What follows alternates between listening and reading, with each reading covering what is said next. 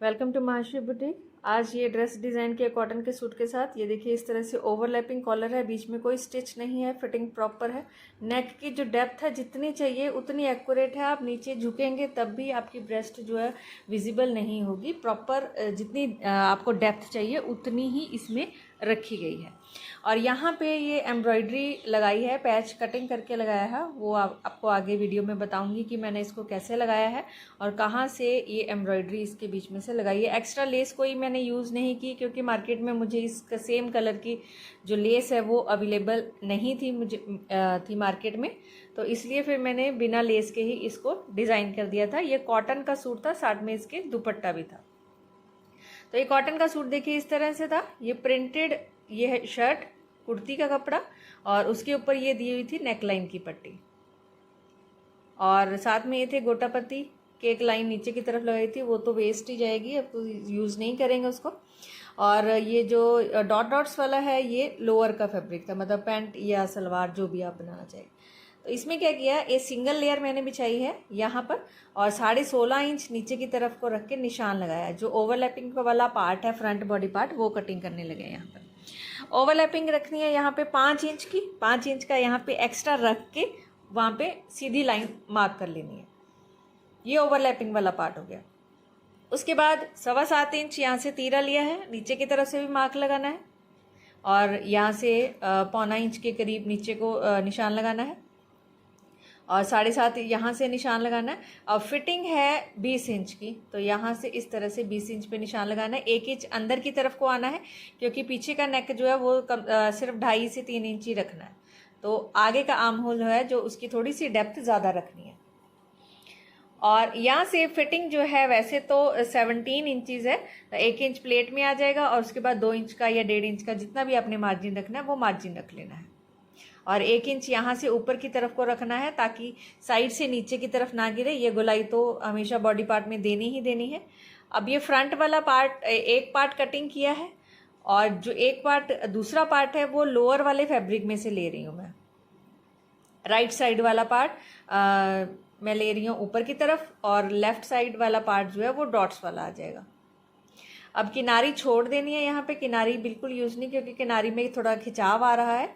अब नेक की डेप्थ लेनी है 4 इंच, यहाँ से निशान लगा लेना है। जो 5 इंच छोड़ा उसको छोड़ के, उसके बाद ½ इंच नीचे की तरफ, क्योंकि ½ इंच सिलाई में आ जाएगा। अब यहाँ से लेनी है नेक की डेप्थ 6.5 इंच। नेक की डेप्थ तैयार चाहिए हमें, तो इसलिए 7 इंच पे निशान लगाना, ½ इंच सिलाई में आ जाएगा। अब यहाँ से इंची टेप को देखिए इस तरह से टेढ़ा रखना है, टेढ़ा रखते हुए इस तरह से निशान लगा देना है। जितना स्लांटिंग जाएगा उतना जाने देना उसको। अब यहाँ से इस तरह से ये मार्क हो गया, ये हमारा ओवरलैपिंग वाला पार्ट हो जाएगा। नेक की डेप्थ यहीं से लेनी है आपने, और यहाँ से लेनी है विड्थ नेक की। बाकी का हिस्सा ओवरलैपिंग वाला, ये देखिए इस तरह से। अब इसको कटिंग कर लिया है। ये ओवरलैपिंग वाला जो स्लांटिंग जहाँ पे कॉलर लगना है वहाँ पे, और यहाँ से ½ इंच बिल्कुल सीधा लेना है। और जो ओवरलैपिंग किया है 5 इंच, वहाँ पे कट का निशान लगाना है, या फिर आप इसको इस तरह से फोल्ड करके एक क्रीज सेट कर लीजिए ताकि इतना हिस्सा जो है वो हमारा ओवरलैपिंग वाला पता चलता रहे। अब इसको रखना कैसे है, स्टिच करने के बाद में इस तरह से रखना है। कट को कट के साथ मिला देना है जो ओवरलैपिंग वाला पार्ट है, और इतनी हमारी वो हो जाएगी, प्रॉपर मेजरमेंट हो जाएगी। अब आप पीछे वाले पल्ला जो है उसके साथ भी मिलाकर एक बार देख सकते हैं कि आपकी प्रॉपर ओवरलैपिंग वाली कटिंग हुई है कि नहीं हुई है। इस तरह से मिला के देख लीजिए, पीछे वाला जो पल्ला है, साइड है, उसके साथ में प्रॉपर मैचिंग जा रही है इसकी। ये देखिए 5 इंच को छोड़कर। प्लेट के निशान भी लगा लेने आगे और पीछे दोनों तरफ। अब बीच वाला पार्ट जो है, मतलब नीचे तो फ्रिल आनी है ना, बीच वाले पार्ट में यहाँ पे देखिए 9 इंच की फिटिंग है, 18 इंच की, तो यहाँ से तकरीबन 1.5 इंच एक्स्ट्रा मार्जिन लेके चल रही हूँ, 10.5 ले रही हूँ। 2 इंच ऊपर से छोड़ के इस तरह से टेढ़ी लाइन ड्रॉ करनी है, और उसके बाद जितनी लेंथ चाहिए नीचे की तरफ जो फ्रिल है तकरीबन 9.5 इंच की है, 9.5 इंच की, और ऊपर से 15.5 इंच माइनस करके जितनी लेंथ है उसमें से माइनस करके ये बीच वाला पार्ट कटिंग करना है। ये बीच वाला पार्ट हल्का सा ए लाइन हमारा पार्ट हो जाएगा, या हल्का सा आप अम्ब्रेला शेप बोल सकते हैं। इस तरह से कटिंग कर लेना है, और इसको यहाँ से अपने आप गोलाई आ जाएगी जब आप ऊपर की लाइन से इसको मार्किंग करेंगे। ये 4 फोल्ड है, 4 लेयर्स हैं यहाँ पे कपड़े की। लोअर वाला फैब्रिक जो पूरा प्रॉपर इसमें यूज हो गया था। अब यहाँ से इसको देखिए कटिंग कर लेना है, ये वाला पार्ट।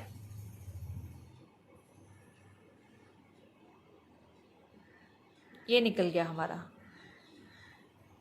और जिसमें से ओवरलैपिंग जो शर्ट कुर्ती का कपड़ा था उसके पीछे वाला जो साइड था, 2 साइड थे इसके, 2 टुकड़े थे, तो दोनों में से पीछे वाली साइड पे इसमें 4 लेयर्स में जो है मैंने इक्वल डिवाइड करके कटिंग कर ली है। जितनी भी निकली मेरे पास यहाँ पे 10.5 निकला था फ्रिल के लिए। और उसके बाद में ये बचा हमारे पास कपड़ा, ओवरलैपिंग का सिर्फ एक हिस्सा निकाला था। प्रिंटेड वाला फैब्रिक हमारे पास ये बचा, उससे हमने यहाँ पे स्लीव्स को डिज़ाइन कर लेना है। स्लीव आगे की तरफ डॉट्स वाला पार्ट लिया है मैंने, 7 इंच यहाँ से लिया और 2.5 इंच यहाँ से, इस तरह से शेप में कटिंग कर लिया। 5 इंच यहाँ से लेना है। 4 साइड मैंने कटिंग किया है ये यहाँ पर।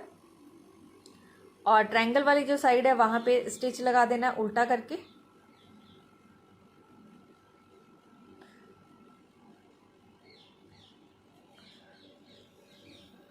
अब इसको कपड़े को कट लगा देना है सेंटर में से और एक ही साइड पर कपड़ा रख के प्रेसिंग स्टिच दे देना है। तो ये ट्रायंगल शेप में एक पैच आगे की तरफ लग जाएगा इसमें। बिना किसी लेस के मैं लगा रही हूँ इसको, क्योंकि मार्केट में इसके साथ की लेस कलर की मिली ही नहीं मुझे, वरना इसको हाईलाइट करके कुछ और भी डिज़ाइन कर सकते थे। तो ये जो पैच आगे की तरफ बनाया है डॉट वाले पार्ट का, उसको उल्टी साइड से सीधी साइड पर पलट कर अटैच कर देना है। चैनल को सब्सक्राइब कर दीजिए अगर आपने सब्सक्राइब नहीं किया है, तो नीचे दिए गए बेल आइकन को प्रेस कर दीजिए ताकि मेरे आने वाली वीडियो की नोटिफिकेशन आपको मिल सके। तो ये रहा हमारा स्लीव्स का डिज़ाइन। इस तरह से ऊपर की तरफ भी एक स्टिच लगा देना। और प्लेट देखिए, प्लेट तो मैंने वैसे ही लगाई जैसे सिंपल लगाते हैं। 3.5 इंच 5 इंच वाले को छोड़ के दोनों तरफ लगाना है। और उसके बाद में जितने यहाँ पे हमारा कट बन रहा है, नीचे की तरफ को आ रहा है, उतना ही कपड़ा लेना है, डबल फोल्ड करके इसको यहाँ पे किनारी जो है इसकी फोल्ड कर देनी है। दोनों पार्ट्स में सेम ऐसे ही करना। डॉट वाले के साथ डॉट वाला ही कपड़ा ले रही हूँ फोल्ड करने के लिए, और प्रिंटेड के साथ प्रिंटेड वाला ले रही हूँ।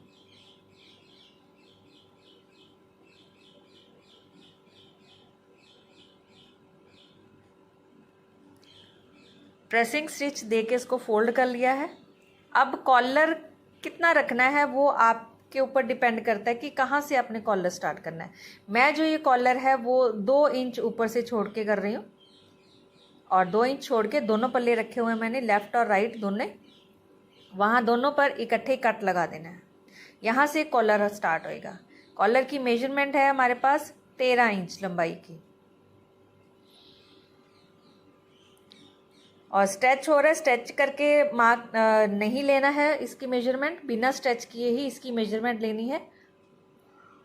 और जो डॉट्स वाला पार्ट है वहाँ पे मैं प्रिंटेड कॉलर लगाऊंगी, और प्रिंटेड जो पार्ट है उसके ऊपर डॉट्स वाला लगाऊंगी। 14 इंच कॉलर की चौड़ाई ली है मैंने, लंबाई ली है, और इस तरफ से चौड़ाई ली है, एक तरफ से ली है 3.5 इंच और दूसरी तरफ से ली है यहाँ पे 1.25 इंच, और ऊपर की तरफ से भी 14.25 इंच तकरीबन आ रहा है। अब ये नीचे वाला पार्ट है और ये पार्ट लगेगा इसके ऊपर। ये देखिए यहाँ से प्रॉपर इसके ऊपर आधा इंच दोनों तरफ से सिलाई में आने के बाद ये 13 इंच तैयार हो जाएगा। जो एरो लगाया है नीचे की तरफ वहाँ पे एक सिंगल फोल्ड, छोटा सा फोल्ड दे देना है। ये सेम फोल्ड वैसा ही है जैसे हम बैन कॉलर लगाते हैं या फिर कोट कॉलर वगैरह लगाते हैं, वैसे ही इस कॉलर को तैयार कर लेना है। अब इस तरफ से स्टिच लगा देना है।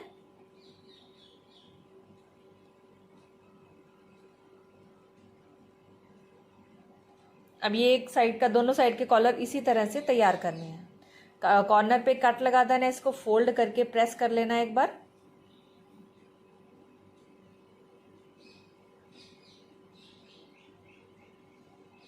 ये कॉलर तैयार है। अब इसको जो ऊपर की तरफ कट लगाया वहाँ पे भी कपड़ा है, उसको थोड़ा सा रेव कपड़ा कटिंग करना है। कटिंग करके उसको फोल्ड कर देना है ताकि वहाँ से भी फिनिशिंग, वहाँ से हमें ऐसे ही नहीं छोड़ना है इसको। अब यहाँ पे अंदर की तरफ को कपड़ा रख के प्रेसिंग स्टिच दे देना है और इसको फोल्ड लगा देना है। अब यहाँ से भी फिनिशिंग हो जाएगी हमारी। अब जो कट है वो बाहर की तरफ, जो कट छोड़ा है वहाँ से कॉलर स्टार्ट करना है, ऊपर की तरफ हो गया हमारा।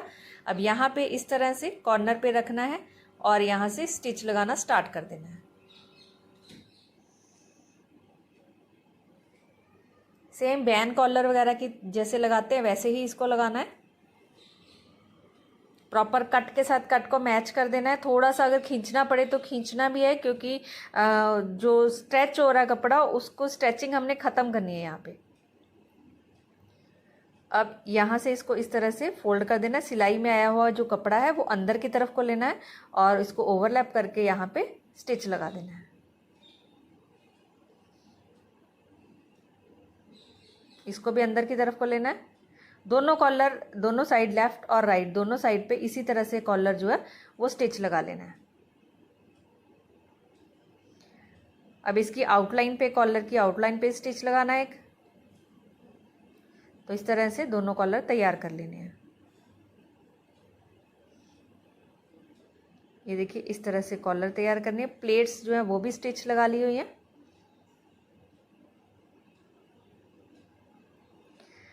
दोनों के कॉलर रेडी करने के बाद में इनको सेट कैसे करना है। ये दोनों कॉलर तैयार हैं। अब जो जैसे मैंने आपको बताया था कि क्रीज जो है, क्रीज को क्रीज के साथ मैच करना है। अब राइट वाला पार्ट जो है वो लेफ्ट पार्ट के ऊपर आ रहा है, प्रिंटेड वाला पार्ट ऊपर है। क्रीज को बिल्कुल क्रीज के साथ यहाँ पे मिला के मोटे टांके का स्टिच देना है। अब यहाँ क्योंकि हमने फिटिंग का स्टिच लगाना है इसलिए यहाँ पे सिर्फ मोटे टांके का स्टिच लगाना है, बाद में हमने इसको रिमूव कर देना है। अब नीचे की तरफ जितना हिस्सा ओवरलैप हो रहा है वहाँ पे स्टिच लगा देना है मोटे टांके का।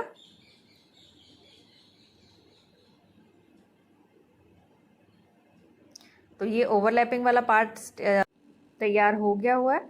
अब यहाँ से इसको स्टिच लगा के पक्का स्टिच लगा देना है, मतलब मोटे टांके का स्टिच नहीं लगाना है।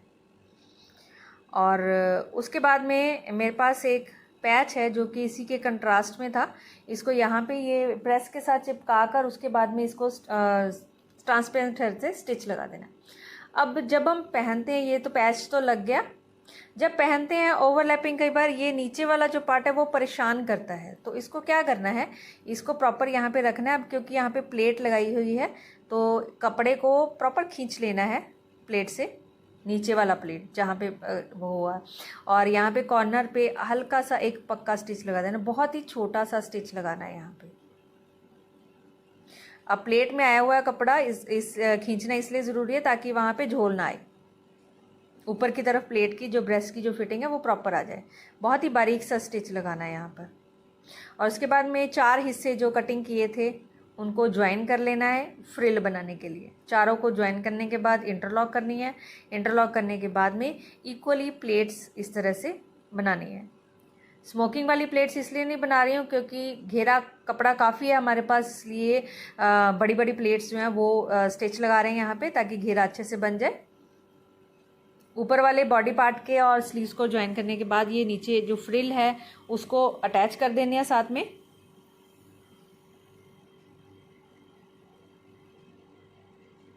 डिज़ाइनिंग अच्छी लगी तो कमेंट जरूर कीजिएगा। और नीचे की तरफ से पिको नहीं कर रही हूँ, फोल्ड ही लगा रही हूँ। ये डबल करके फोल्ड लगाना है फ्रिल को। और ये जो नेकलाइन वाली पट्टी थी इसको मैं साइड वाला हिस्सा छोड़कर कटिंग कर रही हूँ। तो लीव्स हैं इसके बिल्कुल साथ साथ में इसको स्टिच कटिंग कर लेना है। इसके नीचे पेस्टिंग ऑलरेडी लगी हुई थी इसलिए पेस्टिंग लगाने की ज़रूरत नहीं पड़ी मुझे। तो इस तरह से शेप में कटिंग कर लेनी है। ये स्टेप कुछ इस तरह से लग रही है। ओवरलैपिंग में जो कॉलर ऊपर की तरफ आ रहा है मुझे वो थोड़ा खाली खाली लगा क्योंकि वहाँ पे डॉट्स कुछ ज़्यादा नज़र नहीं आ रही थी। तो इसको हाईलाइट करने के लिए मैंने ये जो नेकलाइन वाली पट्टी है इसको लिया, कटिंग कर लिया और इसके जितनी मुझे चाहिए इसकी लेंथ उतनी ही कटिंग की है।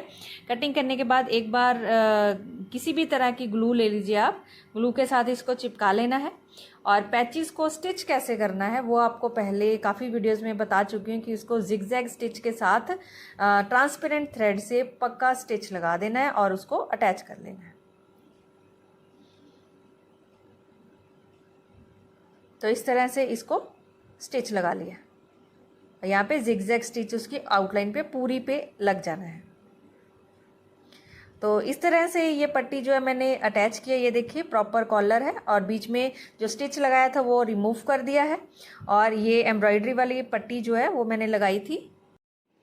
नेक की डेप्थ जो है वो बिल्कुल एक्यूरेट आ रही है, कोई ब्रेस्ट यहाँ से विजिबल नहीं है।